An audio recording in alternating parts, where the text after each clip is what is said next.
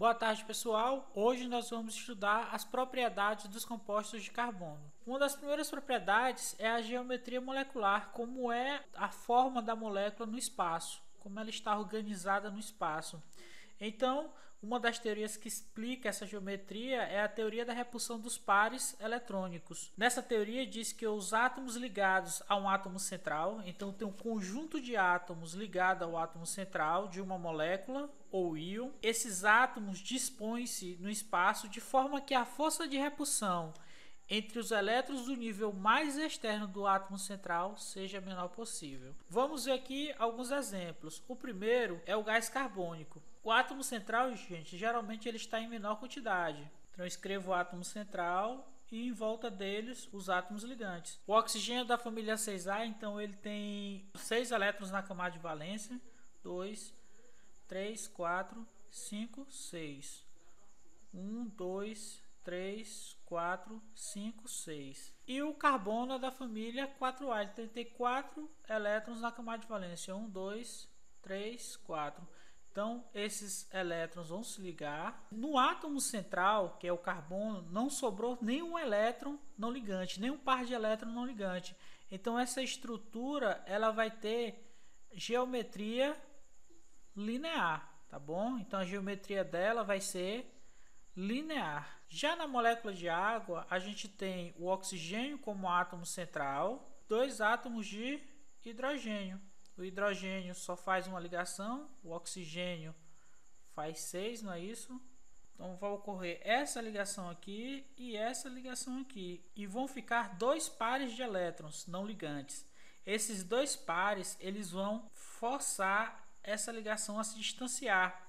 Então vai acontecer isso aqui, ó. O oxigênio vai ficar com 2 pares aqui ligado ao hidrogênio. Ele vai forçar essa ligação de hidrogênio a descer para que os pares de elétrons fiquem mais distantes possível um do outro. Esse tipo de geometria aqui a gente chama de geometria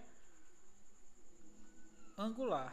Tá bom? Para o cianeto de hidrogênio, a gente tem o carbono como átomo central, o hidrogênio aqui que só faz uma ligação, o carbono tem 4 ligações e o nitrogênio que faz 3 ligações. Fez uma ligação aqui, 2 aqui, 3, 4 ligações. Não sobrou nenhum par de elétron não ligante aqui no átomo central. Se não sobrou nenhum, é linear. Para o metanol a gente tem essa estrutura, o hidrogênio está fazendo as 2 ligações, o outro também, o carbono está fazendo as 4 ligações e o oxigênio as 2 ligações. A gente percebe que não tem nenhum par de elétrons não ligantes em volta do carbono. Então essa estrutura ela tem a geometria trigonal plana. A última é o metano, que é um átomo de carbono central e em volta dele eu tenho 4 hidrogênios. 2 para frente e 1 para trás aqui. Então essa estrutura aqui também não sobra nenhum par de elétrons. Essa geometria aqui eu chamo de tetraédrica, tá bom? Então essas são as principais geometrias que o carbono apresenta: trigonal plana, linear e tetraédrica. Então a gente tem aqui alguns exemplos do carbono. Primeiro, o carbono, quando ele só faz ligações simples, a geometria dele é tetraédrica. No espaço, pessoal, preste atenção que esses 2 carbonos estão mais para trás e esse aqui para frente, forma um tetraedro. Se ele faz uma simples e uma tripla, vai ser linear. No caso do ácido cianídrico, tá aqui. Se ele faz 2 simples e uma dupla, vai ser trigonal plana. E se ele faz 2 duplas, também é linear. Se tiver 2 duplas ou uma tripla, vai ser linear. Uma dupla vai ser trigonal plana. E somente ligações simples vai ser tetraédrica. Já para o nitrogênio, a gente tem a amônia, que é o nitrogênio ligado a 3 átomos de hidrogênio, e sobra, como o nitrogênio da família 5A, vai sobrar um par de elétrons. Esse par de elétrons vai empurrar essas ligações para baixo, formando essa estrutura que a gente chama de piramidal, tá bom? Se não tivesse esse par de elétrons, a estrutura era trigonal plana, o hidrogênio vem aqui para cima. Sobrou um par de elétrons, então é trigonal. Momento dipolar, a gente apresenta pelo esse Mi. E polaridade. Uma ligação é dita como apolar quando os elétrons são igualmente compartilhados entre os átomos da ligação química. Geralmente, pessoal, no caso de moléculas formadas por dois elementos, quando esses elementos são iguais, como por exemplo o gás cloro, a gente tem dois átomos de cloro. Então, eles têm a mesma eletronegatividade. O cloro vai puxar o elétron. Vou colocar aqui o elétronzinho. 2, 3, 4, 5, 6. 1, 2, 3, 4, 5, 6, 7. Cada átomo de cloro vai puxar o seu elétron com a mesma força, porque eles são iguais, não é isso? Então essa é uma molécula apolar. Outra forma, como a gente viu lá no primeiro ano, de uma molécula apolar, é por exemplo o CO2, onde a gente tem o oxigênio puxando os elétrons mais para o lado dele, desse lado, e desse outro lado também o oxigênio puxando os elétrons mais para o lado dele. Essa força de atração para um lado e para o outro, ela é anulada. Então a gente também tem uma molécula apolar aqui. Então as moléculas apolares são aquelas onde os elétrons da ligação são igualmente compartilhados, tá bom? Já uma molécula polar, ela ocorre quando um átomo mais eletronegativo atrai com maior intensidade a nuvem de elétrons, produzindo dipolos elétricos.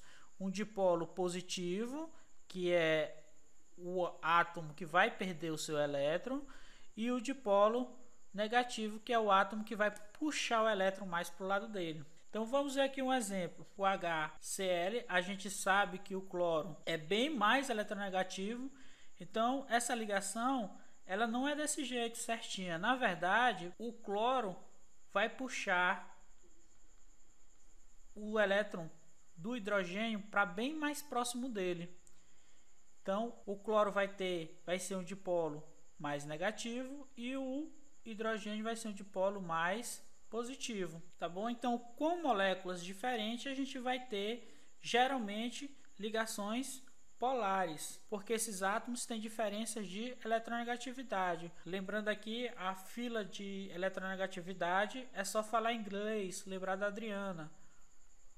FON, CL, Bruch, tá bom? Então, daqui para cá é mais eletronegativo.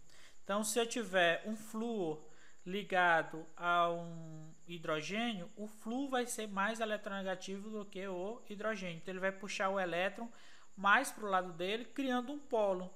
O flúor vai ficar negativo e o hidrogênio vai ficar mais positivo, porque o elétron vai se aproximar mais do flúor. A densidade eletrônica em volta do flúor vai ser maior do que a densidade eletrônica em volta do hidrogênio. Então, o momento dipolo, representado por μ, é uma grandeza vetorial, por isso tem essa setinha em cima. Vocês já viram ou estão vendo na física grandezas vetoriais, que tem toda grandeza vetorial tem um módulo, um sentido e uma direção, tá bom? É convencionado pela IUPAC que o sentido do momento dipolo vai ser sempre do polo da carga negativa para a carga positiva, tá bom? Então, por exemplo, a água, quem é o mais eletronegativo? O hidrogênio ou o oxigênio? Está aqui na lista, o oxigênio vem primeiro, então ele é mais eletronegativo. Já os hidrogênios vão ser mais positivos. Então, o sentido do momento dipolo vai ser do negativo para o positivo. E o dipolo resultante vai ser a soma desses dois aqui, ó.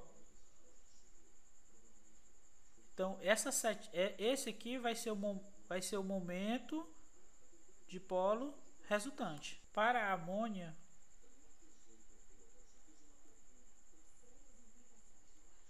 o momento dipolo vai ser o seguinte: o nitrogênio está na frente do hidrogênio. Então, o nitrogênio vai ser o dipolo negativo e os hidrogênios o positivo. E o momento dipolo vai ser no sentido negativo para o sentido positivo. Então, a soma desses dipolos vai dar resultante assim. Então, o momento dipolo resultante é esse.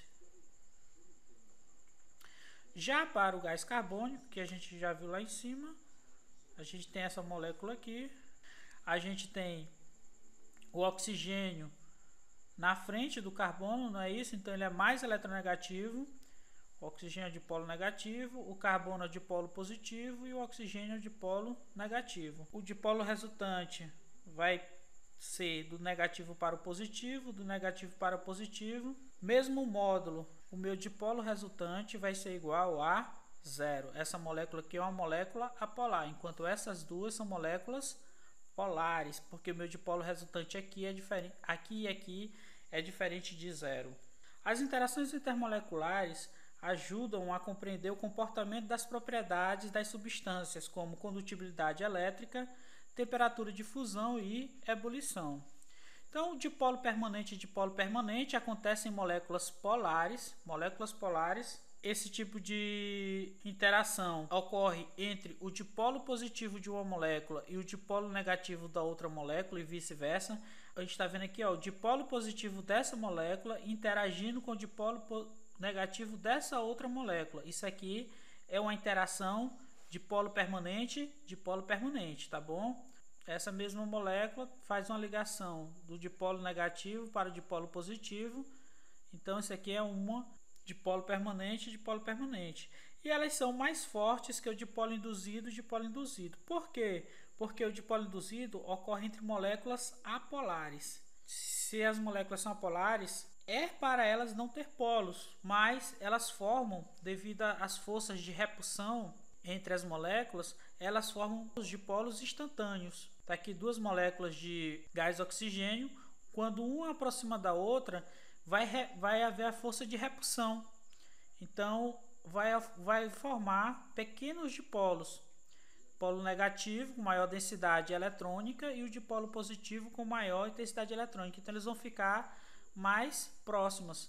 E esse tipo de ligação dipolo induzido que ocorre em moléculas apolares é também chamada de forças de London. E por último, a gente tem um caso especial de dipolo permanente, que é muito mais forte, que é dipolo permanente, dipolo induzido, e ocorre entre moléculas de átomos de hidrogênios ligados a flúor, oxigênio e nitrogênio.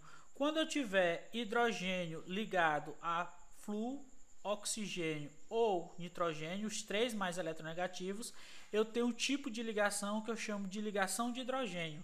Antigamente a gente chamava de pontes de hidrogênio. Olha o exemplo aqui, a gente tem a molécula de fluoreto de hidrogênio. Preste atenção que o flúor vai se ligar, aqui é a ligação química normal, mas o flúor dessa molécula vai se ligar através de uma ligação de hidrogênio ao hidrogênio de outra molécula. Aqui é a molécula normal, ligação normal da molécula, e vai formar outra ligação de hidrogênio entre o flúor de uma molécula e o hidrogênio de outra, tá bom?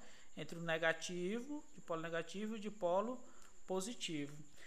Interações moleculares e mudanças de estado. Quanto mais intensa a interação, ligação de hidrogênio, dipolo permanente, dipolo induzido, maior é a energia para romper a atração, maior são as temperaturas de fusão e ebulição. Então preste atenção, maior a interação, maior é a energia para romper essas interações, então maior vai ser o ponto de fusão e o ponto de ebulição.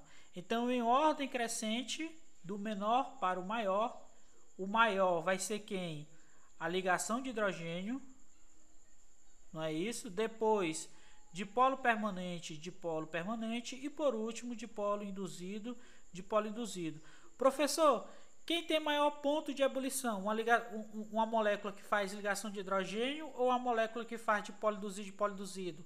Claro que é uma molécula que faz ligação de hidrogênio, tá bom? Porque as interações intermoleculares são maiores, então eu vou ter que demandar mais energia para romper essas ligações.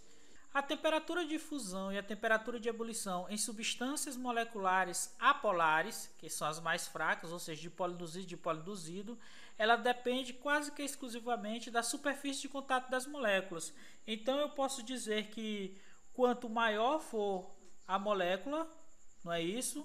Quanto maior for a molécula, maior vai ser o seu ponto de fusão e ponto de ebulição. Já a relação entre essas interações de solubilidade, é importante dizer que a solubilidade geralmente depende da polaridade. Então, substâncias polares, na maioria das vezes, dissolvem substâncias polares. E substância polar dissolve substância apolar, tá bom? Agora a gente vai ver os grupos funcionais ou funções orgânicas. São os compostos orgânicos cuja estrutura química é parecida. Eles apresentam um comportamento químico semelhante. Então a gente vai ter uma estrutura semelhante entre eles e as propriedades também vai ser semelhantes. Então o primeiro deles, o primeiro grupo, a primeira função orgânica são os hidrocarbonetos. Então todos os compostos que vocês observarem que apresentam apenas carbono e hidrogênio na sua estrutura, a gente chama de hidrocarbonetos. Já os compostos halogenados são estruturas que têm uma cadeia carbônica ligado a halogênios. Professor, quem são os halogênios? Família 7A da tabela periódica. Geralmente vai ser flúor, cloro, bromo e iodo, tá bom? Um desses quatro ligado a uma cadeia carbônica, eu chamo de compostos halogenados. A função álcool é representada por uma cadeia carbônica ligada a uma hidroxila. Então, observei uma cadeia carbônica e ela está ligada a uma hidroxila, eu tenho a função orgânica álcool. Já os fenóis são representados pelo benzeno ligado a hidroxila. Observei o benzeno ligado à hidroxila, são os fenóis. As cetonas, pessoal, são representadas dessa forma. Um carbono ligado ao oxigênio e esse carbono está ligado a outros carbonos apenas por ligações simples, tá bom? Então toda vez que vocês observarem essa estrutura, eu tenho uma cetona. Já para os aldeídos eu vou ter uma cadeia carbônica e na extremidade delas eu vou ter a carbonila. Para os ácidos carboxílicos eu vou ter uma cadeia carbônica e na extremidade eu vou ter a carboxila. Preste bastante atenção. A carbonila C-O-H, carboxila C-O-O-H, tá bom? Então, aldeído, ácido carboxílico.